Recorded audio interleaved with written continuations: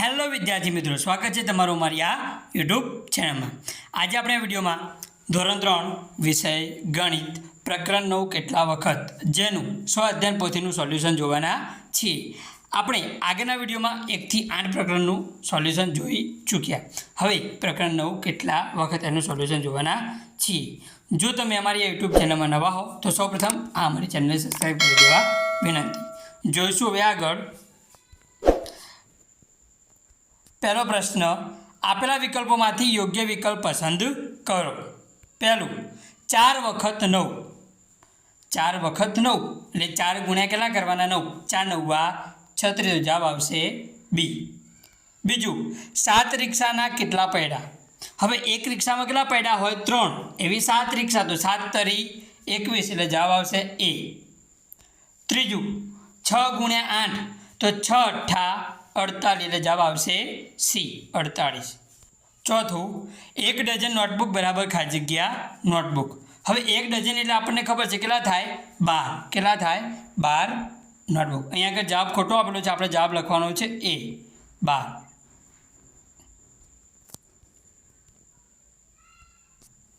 પાંચમું, 18 બરાબર ખાલી જગ્યા ગુણ્યા ખાલી જગ્યા। કઈ બે સંખ્યાનો ગુણાકાર કરીએ તો જવાબ 18 આવે? पहलो ऑप्शन आप 2 गुण્યા 8, 2 अठ्ठा 16 थाय ना आवे। बीजू बी 3 गुण્યા 6 तो 6 तरी 18 थाय, जवाब आवशे बी। छठ्ठू, 4 ना घड़ियामां आवती संख्या खाली जग्या छे।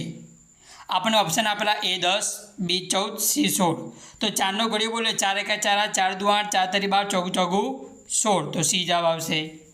सातमू, एक पेन की किंमत 7 रुपया हो तो 6 पेन की किंमत केटली? एक पेन की किंमत 7 रुपया, एवी 6 पेन तो 7 छंग 42 ये जवाब आवशे। आगर प्रश्न 2, सूचना प्रमाणे गणतरी करी जवाब आपो। आपनी आगर एक वींछीनु चित्र आपेलू छे। तो पहलू 5 वींछीना केटला पग थाय? हवे एक वींछीने केटला पग छे? 8 एवा 5 वींछी तो 8 गुण્યા 5 करो, 8 पंचा 40 जवाब आवे। आगळनो प्रश्न 2, वांदरो एक वखत में 6 पगला कूदे छे। वांदरो एक वखत कूदे એટલે કેટલા પગલા કૂદે? 6 तो ते कई कई संख्या पर कूदतो कूदतो पसार थशे ते संख्या पर शुं करवानुं? गोળ निशानी करो।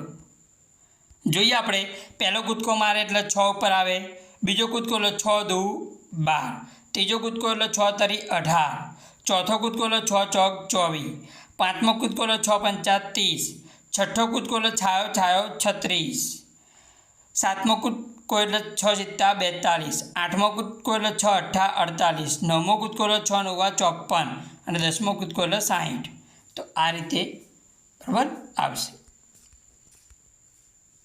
आगळ 3નો ઘડિયો લાકડીઓની મદદથી બનાવો।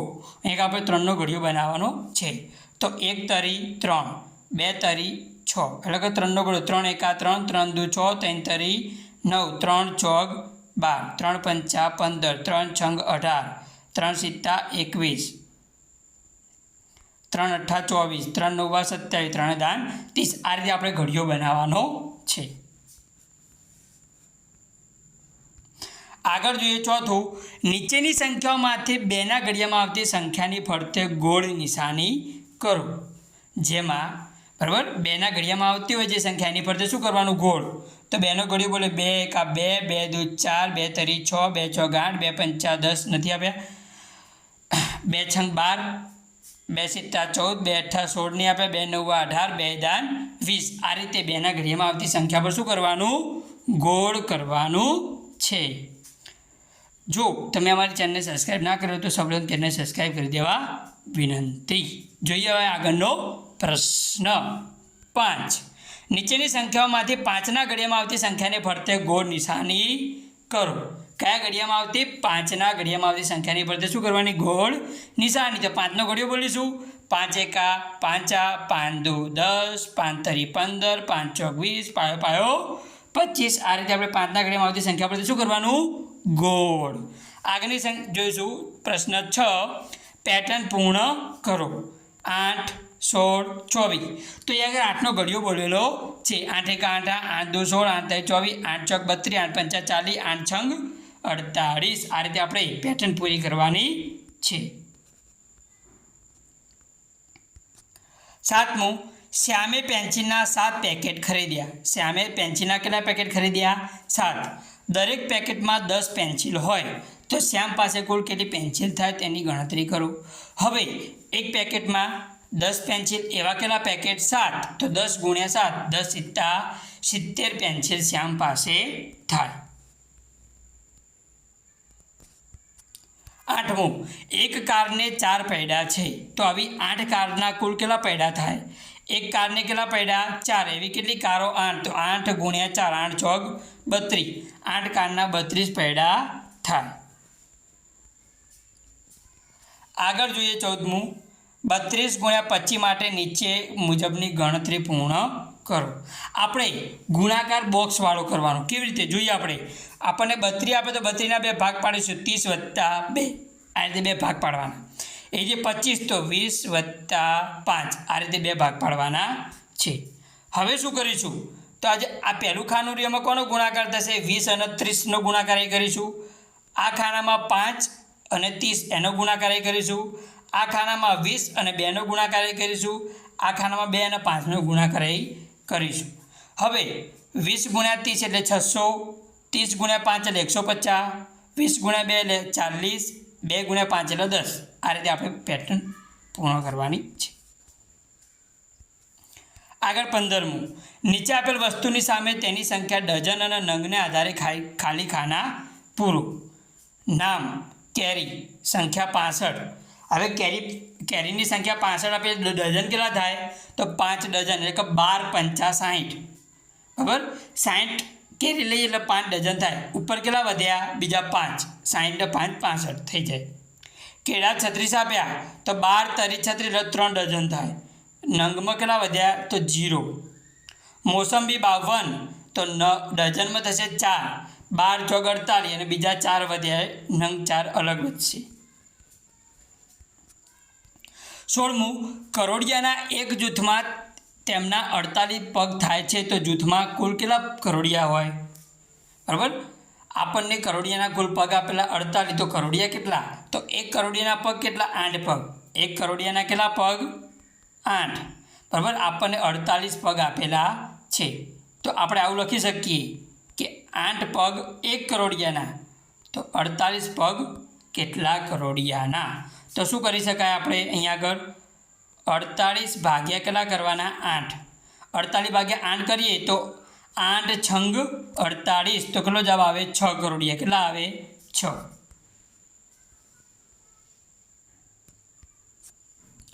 17મું, એક વર્ગમાં 36 બાળકો છે. દરેક બાળકને 4 ચોકલેટ મળે તે રીતે વહેંચવામાં આવે તો કુલ કેટલી ચોકલેટ ખરીદવી પડે? બાળકો 36, દરેકને 4 ચોકલેટ આપવાની, તો 36 × 4 તો 144 ચોકલેટ ખરીદવી પડે. 18મું, કેરીના એક બોક્સનું વજન 10 કિલોગ્રામ છે તો 500 કિલોગ્રામ કેરીના કેટલા બોક્સ થાય? હવે શું કરીશું?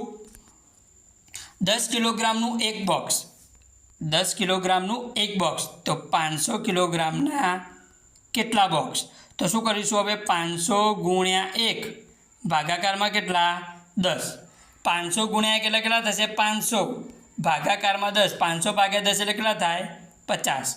તો કેટલા બોક્સ આવે? 50 બોક્સ આવે. આગળ જોઈએ 7 વખત 5 એટલે 7 × 5, 7 × 5 = 35. બી જવાબ આવશે. બીજું, એક ફૂલને 8 પાંદડીઓ છે તો આવા 8 ફૂલની કુલ કેટલી પાંદડીઓ થાય? એક ફૂલને 8 પાંદડીઓ, એવી 8 ફૂલ તો 88 × 64. ત્રીજું, એક બોક્સમાં 6 સાબુ છે તો આવા 9 બોક્સમાં કુલ કેટલા સાબુ? તો 9 છંગ 54. ચોથું, 7ને કેટલા વડે ગુણો તો 42 આવે? તો 7 છંગ 42. પાંચમું, 2 ડઝન બરાબર કેટલા? તો 1 ડઝન બરાબર 12, તો 2 ડઝન બરાબર 24. છઠ્ઠું, ઘડિયાળની મદદથી ખાલી જગ્યા પૂરું. પહેલું, 1 × 6 = 6, 2 છંગ 12, 3 છંગ 18, 4 છંગ 24. સાતમું, 5 રૂપિયાની કિંમતની 12 ચોકલેટ ખરીદવા કેટલા રૂપિયા ચૂકવવા પડે? 5 રૂપિયાવાળી આપણે 12 ચોકલેટ લેવાની, તો 12 × 5, 12 × 5 = 60 રૂપિયા ચૂકવવા પડે. હમણાં આપણે કર્યો એ રીતે આપણે બોક્સ ગુણાકાર કરવાનો તો 39 ગુણ્યા 24 તો 39ના આપણે 2 ભાગ પાડીશું 30 + 9 એટલે 24ના 2 ભાગ પાડીશું 20 + 4 પહેલા ખાનામાં આ બેનો ગુણાકાર થાય 30 અને 20નો બીજા ખાનામાં 20 અને 9નો ગુણાકાર ત્રીજા ખાનામાં 30 અને 4નો ગુણાકાર ચોથા ખાનામાં 9 અને 4નો ગુણાકાર કરવાનો 30 ગુણ્યા 20 કરશું એટલે 600 આવશે 20 ગુણ્યા 9 એટલે 180 30 ચોક 120 4 9 36 જે જવાબ આવે બધાનું શું કરવાનો આ રીતે સરવાળો તો આપણે જવાબ બન્યો 936 એ જે 38 ગુણ્યા 7 કરવાના તો 38ના 2 ભાગ પડે 30 + 8 અને 7 એમના એમ તો પહેલાં 30 અને 7નો ગુણાકાર થશે તો 210 અને 7 અને 8નો તો 56 એ બેનો સરવાળો કરું છું તો 266 10મું 8 ડઝન બરાબર ખાલી જગ્યા હવે 1 ડઝન બરાબર કેટલા થાય તો 12 એવા 8 ડઝન તો 12 ગુણ્યા કેટલા કરવાના 8 તો 12ના ભાગ પાડીશું 10 ગુણ્યા 2 અને 8 તો 10 ગુણ્યા 8 એટલે 80 અને 8 ગુણ્યા 2 એટલે 16 80 + 16 એટલે 96 કેટલો જવાબ આવશે 96 જવાબ આવશે જો તમને આ વિડીયો ગમ્યો હોય તો વિડીયોને લાઈક કરવાનું આ વિડીયો તમારા મિત્રોને શેર કરવાનો જેથી અમને પણ લાભ મળે અને આ ચેનલને સબસ્ક્રાઈબ કરી દેવે વિનંતી।